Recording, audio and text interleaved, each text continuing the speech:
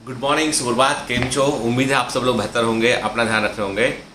मेरा बेटा जो है जिसको कोरोना जो पॉजिटिव हुआ है, अभी मेडिकेशन चल रहा है उसका, आज ब्लड टेस्ट भी है। तो एक्चुअली क्या है, शुरुआती जो 8-10 दिन होते हैं वो बड़े इंपॉर्टेंट होते हैं इसमें। तो हम लोग उसको आइसोलेट किए हुए हैं और ट्रीटमेंट चल ही रहा है उसमें। तो मेरा आप सबसे ये निवेदन है कि भाई देखो, ऐसा है कि मतलब चाहे आप यकीन करें या ना करें, पर कोरोना एग्जिस्ट करता है, वायरस एग्जिस्ट करता है। तो हमको बस सावधानी बरतने की आवश्यकता है बेटा, कि आप ना प्रॉपर मास्क का इस्तेमाल करें, बार बार हैंड को सैनिटाइज करें आप। क्योंकि अभी सिंपल सी बात ये है कि इस समय जो कंडीशन बना हुआ है वहाँ पर ये कि इन्फेक्शन जो है वो बहुत तेज़ रैपिडली फैल रहा है, क्योंकि ये वायरस जो है इसका इन्फेक्टिविटी काफ़ी अधिक है। फिर आप में से कई लोगों ने पूछा कि सर आपने वैक्सीन लगवाया या नहीं लगवाया। तो नंबर 1 जो है, वैक्सीन उन डॉक्टर्स को सबसे पहले लगा है जो डॉक्टर जो है वो फ्रंट लाइन वर्कर की कैटेगरी में शामिल थे, मतलब गवर्नमेंट हॉस्पिटल्स के अंदर या ऐसी जगह पर पोस्टेड थे जहां पर कि उनको जो है वो डेली बेसिस पे कोरोना पेशेंट को देखना पड़ रहा था। ठीक है, चूँकि मैं प्राइवेट प्रैक्टिशनर हूं, मैं किसी गवर्नमेंट हॉस्पिटल या किसी ऐसे हॉस्पिटल जहां पर जो है मुझे रोज़ जाके ड्यूटी करना पड़े, वहाँ पर मैं नहीं जुड़ा हुआ हूँ। मेरा अपना क्लिनिक, अपना डायबिटीज़ सेंटर है, तो इसलिए मैं उस कैटेगरी में नहीं आता हूँ। तो मेरा नंबर है, लेकिन बाद में। ठीक है, दूसरा ये है कि 45 ईयर्स से ऊपर की उम्र के जो लोग हैं और जो डॉक्टर्स थे उनको भी पहले वैक्सीन लगा हुआ, या जो फ्रंट लाइन वर्कर थे उनको लगा हुआ, तो वो क्राइटेरिया में मैं फॉलो नहीं करता हूँ। ठीक है, हालांकि मेरा नाम है, नंबर है, तो जो है जब भी मेरा नंबर आएगा तो I will go for the vaccination, मैं ज़रूर वैक्सीन लगवाऊँगा। ठीक है, और इस दौरान यदि मुझे कभी जो है नेट में भी पॉसिबल कि कभी मुझे तो अभी हालांकि अब्रॉड जाने का समय सही नहीं है, पर मान लो किसी कारण से जाना पड़ा तो फिर देखा जाएगा कि जो वैक्सीन अवेलेबल होगा वो लगवाएंगे। ठीक है, खैर ये तो एक सिंपल सी बात है। तो ये आपकी क्वेरी थी, इसलिए मैंने उसका आंसर दिया। अब आप में से कई सारे लोग ऐसे होते हैं जो इस बात को लेकर बड़े परेशान रहते हैं।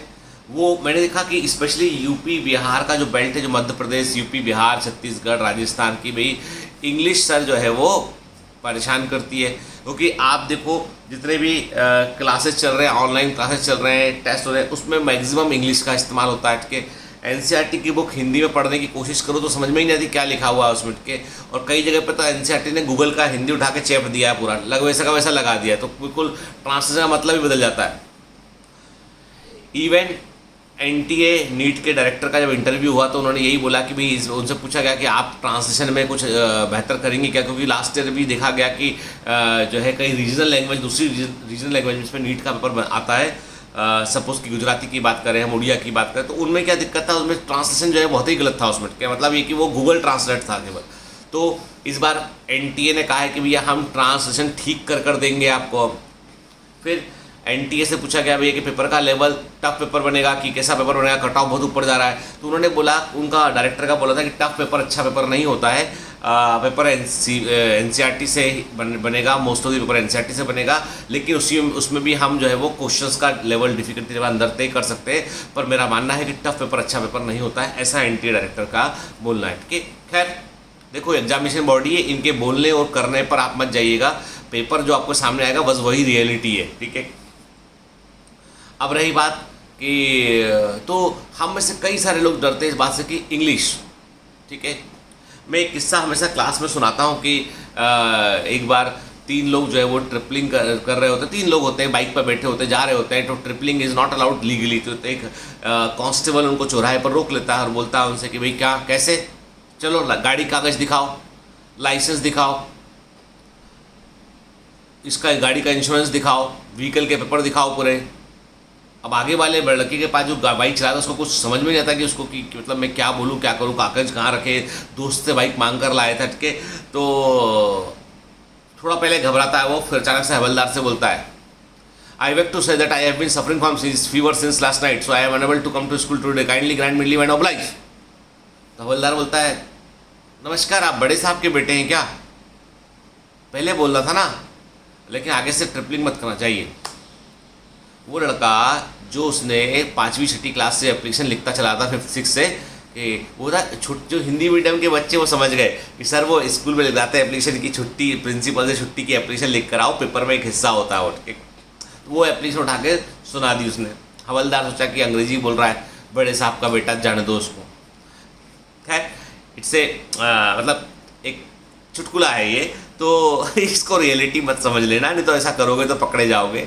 तो कहने का मतलब ये कि लैंग्वेज, सेकंड लैंग्वेज जो होती है उसका बड़ा इंपॉर्टेंस होता है। एक बड़ा अच्छा किस्सा मैंने अभी हाल ही में पढ़ा सुना, तो मुझे लगा मैं चलो इसको भी सुनाता हूँ आपको। एक बार क्या होता है कि एक चूहा होता है, ठीक है, छोटा चूहा होता है, छोटा बच्चा चूहा होता है ना, मतलब समझ लो अपने इंसान के बच्चे होते, चूहे के बच्चे होते, तो छोटा चूहा होता है और उसकी माँ, ठीक है, वो चूहा और उसकी छोटे चूहे की, चूहा और उसकी माँ दोनों एक घर में आराम से रह रहे होते हैं। खाने पीने की कोई कमी नहीं होती, क्योंकि घर की जो मालकिन होती है वो काफ़ी ओल्ड होती है, दिखता भी साफ साफ नहीं है, उसको घर में खाने पीने की चीज़ें काफ़ी रखी रहती हैं यहाँ पे, और वो थोड़ा ध्यान भी नहीं रख पाती है, तो खूब उनकी मौज रहती है।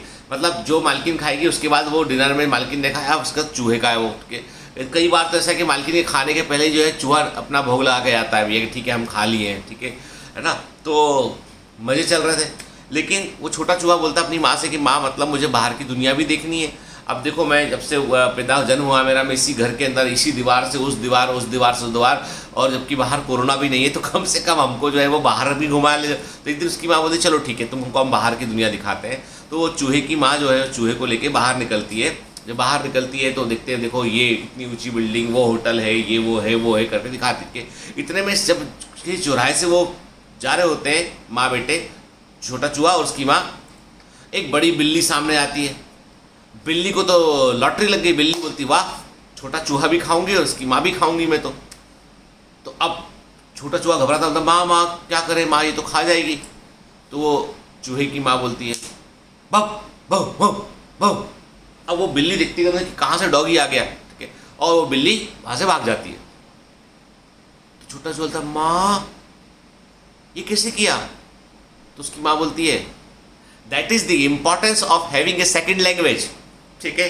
मतलब वो बोलती है कि दूसरी लैंग्वेज के होने का फायदा होता है, आपको सीखना चाहिए, ठीक है। English is very important language के, आप दुनिया के किसी भी हिस्से में जाए तो टूटी फूटी अंग्रेजी आप बोलेंगे, टूटी फूटी अंग्रेजी सामने वाला बोलेगा, और इतने में काम बन जाएगा, ठीक है।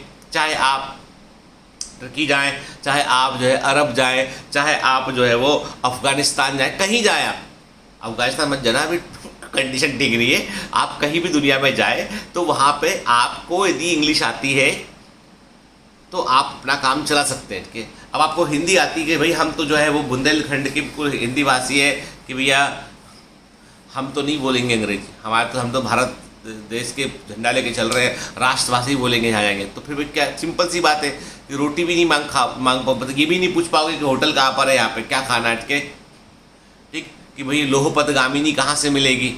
लोहपतगामिनी समझता है ट्रेन की बात कर रहे हैं, ठीक है ना, ठीक, तो वो कोई बता भी नहीं पाएगा। तो इसलिए वो मतलब अच्छी बात है, रीजनल लैंग्वेज से प्रेम करना बहुत अच्छी बात है, लेकिन ये है कि एक ग्लोबल लैंग्वेज जानना भी जरूरी है। इसलिए जो लोग, जितने लोग इंग्लिश से डरते हैं ना, उनको अपना डर बाहर निकालना चाहिए।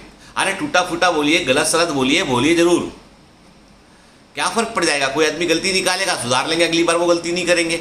गलती तब तक होती रहती है, तब तक कोई उसको उस पर पॉइंट आउट नहीं करता, तब तक आप गलती करते रहते हैं। हमने भी अपनी गलतियों से बहुत सीखा हुआ है। अपने काम की बात करो, लैंग्वेज की बात नहीं कर रहा, काम की बात कर रहा हूँ बैठ के।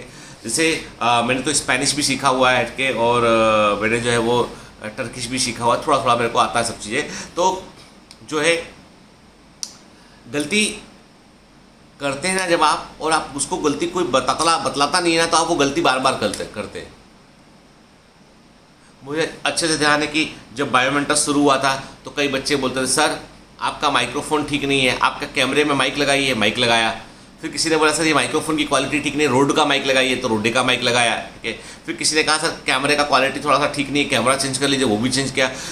हर बार बच्चे डिमांड करते गए सर ये नहीं है, सर वो नहीं होता, सर वो नहीं होता, ये नहीं होता, ठीक है। तो मैंने इस बात का बुरा मानने की बजाय मैंने सीखा उससे कि बच्चे बोल रहे हैं, मतलब बोल रहे हैं एक या दो लोग, अब कई लोग होते हैं, अब वो डायरेक्ट आके एब्यूजिंग वर्ड यूज़ करते हैं, तो अब उसका तो कुछ नहीं कर सकते। कुछ लोगों का जन्म ही इसलिए हुआ है, कुछ लोगों का जन्म ही इसलिए हुआ है कि जैसे ही मेरा वीडियो अपलोड होगा तो वो आके टक से ठीक लाइक करेंगे, और आई लव देम के, क्योंकि वो मतलब वो अपनी प्रतिबद्धता से काम करे, चाहे मैं, मतलब वो इतना शिद्दत से इंतजार करते हैं कि यार वो कब आएगा, सुबह आएगा, दोपहर में क्लास में भी आएगा, सब में आएगा, तो अपने को तैयार रहना, के खाना पीना खा पी के तैयार होकर अपना सूट वूट टाई वाई लगा के बैठ जाते होंगे बच्चे कि क्या काम क्या है, तुम्हारी ज़िंदगी का पर्पज क्या है। अरे वो वीडियो अनलाइक करना ना, वो गीतेंद्र का वही अपनी ज़िंदगी का पर्पज है, ठीक है। तो मतलब स्टेपलेस आप खुश रहिए, सुखी रहिए, पर मैं जो भी करते हैं मास्क जरूर लगाइए आप, ठीक है। All the best.